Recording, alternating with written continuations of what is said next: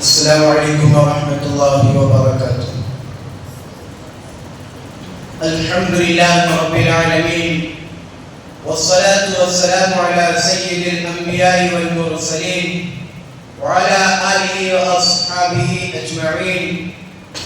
اما بعد فقد قال اللہ تعالی یا ایها الذین آمنوا من یرتد منکم عن دینہ فسوف يأتي الله بقوم يحبهم ويحبونه أذلة على المؤمنين أعزة على الكافرين يجاهدون في سبيل الله ولا يخافون لومة لائم ذلك فضل الله يؤتيه من يشاء والله ذو الفضل العظيم. صدق الله العظيم. گرامی منزلت صدر جلسہ، معزز مہمانان کرام اور سامعین کرام، میں اپنی خوش قسمت اقبال مندی پر شاداں و فرحاں ہوں کہ بزرگان قوم و ملت، سربراہان مدارس و خطیبان منابر اور امت اسلامیہ کے اکابر کی موجودگی میں ان باشعور سامعین و حاضرین کو خطاب کرنے کی سعادت حاصل کر رہا ہوں. شہدائیان اسلام، میں نے ابھی قرآن عظیم کی جس آیت کریمہ کی تلاوت کی ہے اس کی روشنی میں ایک محدود وقت میں باتیں کرنی ہے. وقت کی قلت موضوع کی طوالت بہت کچھ سوچنے پر مجبور کر رہی ہے.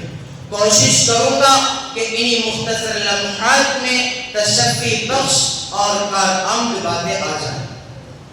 ذرا آپ آیت مبارکہ کے اسلوب و انداز اور لب و لہجہ پر غور کیجئے. خداوند قدوس کا جلال و استغنا صاف نظر آ رہا ہے. اس کی شان کبریائی اور شان بے نیازی پوری آب و تاب کے ساتھ نمایاں ہو رہی ہے، اور اہل بصیرت اس آیت کی وارننگ کو پوری طرح محسوس کر سکتے ہیں کہ کتنا استغنائی انداز ہے، کتنا تحدیدی لب و لہجہ ہے. ان ربانی کلمات کے ذریعہ کہا جا رہا ہے کہ مسلمانوں، ہم نے تم کو اسلام کی دولت سے مالا مال کیا ہے، دین کی نعمت سے سرفراز کیا ہے، قرآن کریم کی بدولت تم کو ذلت و پستی سے نکال کر عزت و بلندی پر پہنچایا ہے، ضلالت و جہالت سے بچا کر ہدایت و سعادت سے نوازا ہے، نفرت و عداوت سے ہٹا کر محبت و رافت سے کنار کیا ہے. اور اللہ پاک آگے ارشاد فرماتے ہیں اذکروا نعمت اللہ علیکم اذ کنتم اعداء فالف بین قلوبکم، اور تم کو ہلاکت و بربادی کے دہانے سے بچا کر حیات نو بخشی ہے، نئی توانائی دی ہے، نئی قوت دی ہے. وکنتم علی شفا حفرۃ من النار فانقذکم منها، اور تم شرک و کفر کی تاریکیوں میں بھٹک رہے تھے. بات یا پیمائی، صحرا نبردی، قتل و غارت گری، شراب نوش و قسمت گری تمہاری طبیعت و عادت تھی. تم سفید گیتی پر ننگے انسانیت تھے، مگر ہم نے اسلام اور قرآن کے ذریعہ تم کو آسمانی رشد و ہدایت کا درخشاں ستارہ بنا دیا. تم گم کرتے راہ تھے، ہم نے اپنے رسول عربی کے ذریعہ تم کو نشان منزل اور منارے نور بنا دیا. اصحابی کا نجوم بأیہم اقتدیتم اہتدیتم، تم ایک دوسرے کے مخالف و معاند تھے، تم آپس میں دشمن تھے، مگر ہم نے اپنے دین کی برکت سے تمہاری کایا پلٹ دی، اور تم اشداء علی الکفار رحماء بینہم بن گئے. تمہاری راتیں لہو و لعب، قصہ گوئی، داستان سرائی، شراب نوشی اور بے حیائی میں گزرتی تھی، لیکن ہم نے تم پر احسان کیا اور تم کو الذین یبیتون لربہم سجدا و قیاما اور تتجافی جنوبہم عن المضاجع کا کامل مصداق بنا دیا.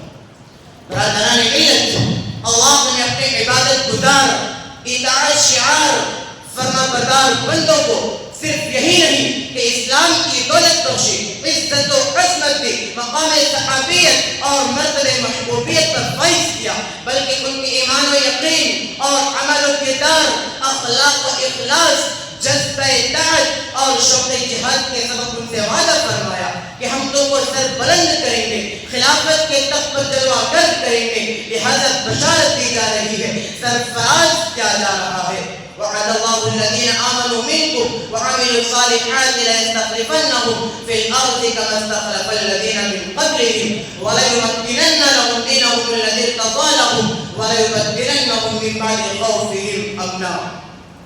حضرات گرامی، اللہ رب العزت نے صحابہ کرام سے جو وعدہ فرمایا تھا اس کو پورا کیا.